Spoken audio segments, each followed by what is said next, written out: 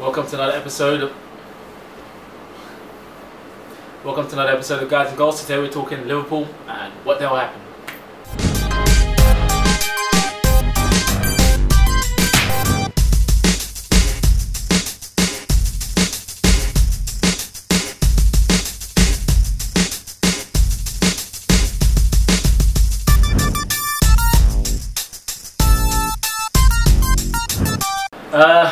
Wow, where do we start?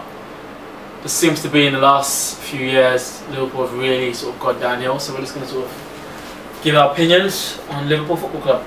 Yeah, man, I mean, what's going on with these guys, to be honest? I mean, they've gone from being people who dominate in Europe, and you know, obviously, I mean, Liverpool have great history with domestic cups. I know they never won the league and stuff, but I mean, they were getting closer. One season they finished second, but other than that, now it's true. They were the sort of team who always made sure they were always in Champions League, always finishing in the top 4. Yeah. When was the last time they was actually in Champions League? I think it was 2009. Yeah. 2009. That's a long time. Yeah, that's when they came second in 08, 09 and qualified for the Champions League. Yeah, but I think the major downfall is Rafael Benitez leaving. And Alonso. It was a good, yeah. Why do you reckon? Yeah, and Alonso. Yeah, why When the two that? Spaniards left, that's when Liverpool started to. I think people didn't really rate how vital Alonso was. I think it was just one of those good players, but then it turned out it was almost pivotal. Him and Gerrard, they needed that partnership. Do you know why? And because everyone in this country was too busy shouting, "Oh, Gerrard, Gerrard, Gerrard, Gerrard, Gerrard." Gerrard is here. Yeah. Alonso's over there. Real Madrid are successful, obviously more better players. Yeah. But Liverpool are unsuccessful. So I think everyone should have been shouting Alonso. Gerrard needed Alonso. Yeah, We're forgetting another key piece of the puzzle, Fernando Torres as well. Well, I mean, Gerrard and Fernando Torres, they had an inseparable partnership, and it basically, you know what I mean, with players like Xabi Alonso and Mascherano holding that midfield, we saw Gerrard starting to play centre attacking midfield. So that's a midfield. Alonso, Mascherano, and Steven Gerrard. We've got a better midfield than that. That was the best Torres, midfield. Torres, who was doing in good, the goals. Yeah. Do you know what I mean? Of course, Torres is going to get service out of that midfield. That's a fantastic midfield, and they'll always take big matches as well. They'll always step up against Manchester United. It's one of the biggest derbies we've seen. You know, and they'll always usually step up against those matches. Torres used to bully Manchester United at times at Liverpool and stuff like that. But you know what I mean, ever since these guys have gone, they haven't really been able to replace them with the same quality. I think some of their managers in the past just haven't really been buying great players. I think they spent a bit of money and not really bought in great players. I think that's another thing. Like they haven't been able to try and keep up player for player with the Arsenal's, the Man U's and the Chelsea's. So that's another. I mean, do you think 35 million for Andy Carroll is a worthwhile investment? Those sort of things. Arsene Wenger, as much as I think some of his decisions are bad, he will take that 35 million and he will get you half a team. Yeah. French and Spanish. Probably put it in a bank somewhere, to be honest. Yeah, he'll put it in a bank. Yeah. That was okay. If we're looking at Liverpool now and we look at their current squad, I mean, there's no stars who jump off the page for me. I mean, if you think of Liverpool in the past, Liverpool have always relied on star players. Star players to carry them through. Back in the days, back in the 80s when they were winning many trophies. They never had a system, They've never had a system. Never had a clear-cut philosophy, a clear-cut system as this is how we're going to put the ball in your net. They've always relied on star players. But now it's just Gerrard. And do you know what? Gerrard is slowly declining. I give Gerrard 2 more years, and I think because Gerrard is a kind of midfielder where he doesn't use so much of this, he uses a lot of this. You know, I mean, using your heart, you don't run down the last ball, you don't be shooting from anywhere, you don't have so much belief. But he's going to get old and he's going to run out of energy. And that's when I think, if Liverpool don't sort something out now, I think Liverpool... There's been no sort of replacement put in place. Similar to Man U's goals, but there's been no sort of replacement. Some young guy, some young scouse that's working his way up through to be the new Gerrard. I haven't seen that's... Alright. Bringing it back to the managers, I think... What do you guys personally think? Brendan Rodgers, Kenny Dalglish. Kenny Dalglish done very well back in the days, but was that a good decision, or was that one of the reasons why they had such a bad sort of finishing point in the Prem, because he's not very current in what's going on in world football right now. Yeah, I think, well, Kenny Dalglish, when he was obviously first at Liverpool in his prime as a player, and when he came to be a manager at them in that early stage, he was very successful, and he left on a good note. He was the guy for Liverpool, and then obviously they've had managers since then. Yeah. But to bring him back as a manager, they almost brought him back to restore respect into the dressing room. Yeah, you know, make people happy. Players are going to look at him and say, you know, here's a guy who's done a lot for Liverpool, and we should respect him and this and that. But in terms of his tactics, I'm sure he's great at giving them heart. Yeah. But sometimes you need more than that. Sometimes you actually need the ability to win football matches. So even the players he's brought in haven't been that great. Exactly. I mean, if we're looking at Liverpool, and let's really dig in and criticise him now. I don't think they understand the transfer market.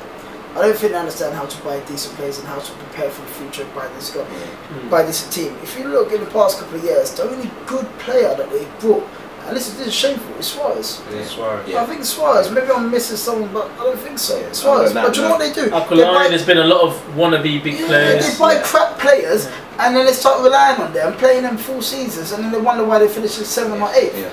Aquilani, Lucas, Charlie Adam, Joe Cole, Henderson. But they'll be able to breaking news or Liverpool sign someone, but just get to the point where no one actually cares. But none of these players are really going to come down. They're not going to be challenging. Half of them play for England in the Euros. What is it? The last 3 seasons for them, it's been what, 8th, 6th, and 7th or something like that. If we pull up the stats of where they've been finishing. Yeah. So I think it does really come down to their signings. They've wasted. I Yeah. think in the last 3 years, I think they might have spent, bar Man City, the most money. They've also put themselves in that place that I think last season, losing back to back. I was just watching it, and maybe I'll just go into William Hill one day and put a bet down, and I just realised, okay, they've lost 3 times in a row. They're not going to lose again. I can put a safe bet on them. 4 times in a row. The stuff like that is unexcusable. No matter what, whether you're focusing on the Carling Cup or whatever else, the players got to get together. Even if the manager's not there, look, guys, we've lost our last 3 games.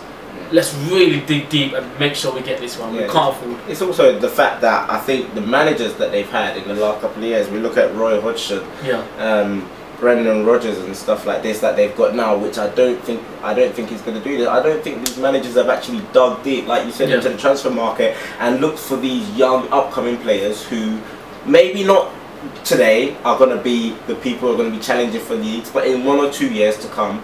We look at people when Nani came to Manchester United, questionable. When Anderson came, but these guys have trophies. These guys have leagues under their belt. You know what I mean? And I don't think Liverpool are really they're looking for quick fixes. Aquilani seemed like a good investment. Yeah. But he wasn't a good investment. Maxi Rodriguez, Andy Carroll, he has 1 good season at Newcastle. Craig Bellamy, Charlie Adam. Yeah. These are all quick fixes. It's almost like they don't actually have any knowledge about the players that they're going to buy. Yeah. They read the papers, they see he's doing well, and that's who they go for. Stuart Downing, you know what I mean? These are the kind of players that, as a manager, you need to be able to go out there and do the research for yourself. You need to be able to have the staff to do this, and maybe they don't have that. Let's not forget Voronin as well. Triple H, yeah. So to sort of summary, I guess I'll ask each of you, like, what do you think they can do to sort of get themselves back into it? I don't think, my summary is Liverpool are officially, they're not a big club anymore.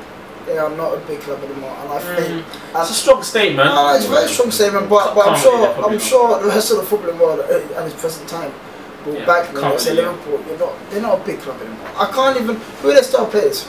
Gerrard, Suarez. Fair enough. I don't even know their squad. What about you, John? Well, you know, to be honest, I think that they've got a new manager now, Brendan Rodgers. I mean, we like the football that he played at Swansea. You know, the football world did talk about it a lot, but at the end of the day, they did finish what I think it was like 15th or something, and he needs to be able to turn that football into results.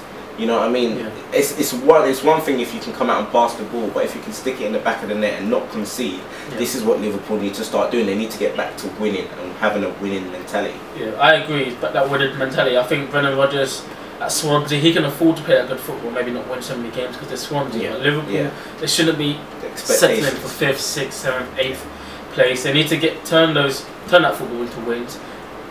Gerrard, Suarez, I wouldn't really want anyone else on my team apart from them 2. They need to buy. maybe 3 more established players that will put fear on people when they see that team sheet, and yeah, just really dig deep and not be losing back to back. I disagree with Tobes when he said they're not a big club. I think they are a big club. I think they do have some really good players. I mean, they've got Pepe Reina, they've got Suarez, Gerrard, Carragher. I mean, they have got good players, but I think one of the main problems is the way they spend. I think in the last 3 or 4 years they've spent close to 200 million. Yeah. So it's not even a case of money. They have the money, just not investing it in the right areas. Get the right manager. I don't know who the right manager is. It's always trial and error. Yeah, get in a good manager and stick with him. Yeah. Do you know what I mean? Just give the club some stability. Success doesn't always come immediately. Do you know what I mean? Yeah. So it does take time. So stick with a manager, invest money in the right players. I don't see why they can't challenge again. On that point, I guess we'll wrap it up there. So guys, rate, comment, subscribe. Tell us what you think. Liverpool, what do you think they could do to sort of improve? Or would you agree with Tobes that they're not really a big club right now? Their past success has been great, but currently right today, are they one of the teams that's supposed to be up there? Tell us what you think.